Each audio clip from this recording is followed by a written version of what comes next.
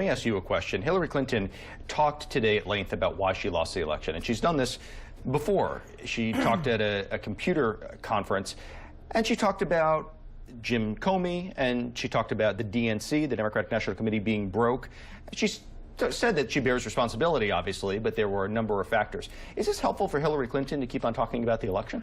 Well, I think there's no doubt that Jim Comey's unprecedented interference with the election, both in terms of characterizing the results of his investigation and calling Hillary Clinton extremely careless in the summer, and then with about 11 days left in the election, without any justification whatsoever, indicating that he's reopened the investigation only to close it a few days later after the damage was done, was a terrible blow to Hillary Clinton's candidacy. Right, but the election, I don't know if you're about to pivot. But that said, I do think that we as Democrats have to move forward and articulate a positive vision for addressing the problems confronting the American people. At the end of the day, we did run an election where we compared ourselves to the unprepared, extreme nature of Donald Trump, and that wasn't successful, at least as it relates to the Electoral College result. And so I do think that many of us in Washington are of the view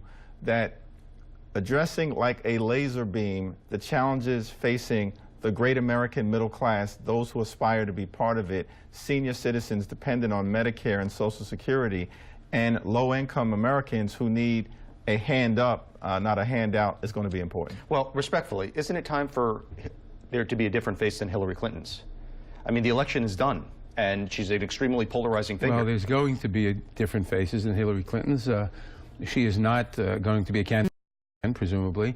The Democratic leadership in the House and the Senate are going to be the faces of the party to a great extent, as well as other members who become prominent in various things that are happening. And in a few years, you will start seeing the various potential Democratic candidates for 2020. Do you want to say anything about whether it's time for someone else, or perhaps for Hillary Clinton to limit herself a bit?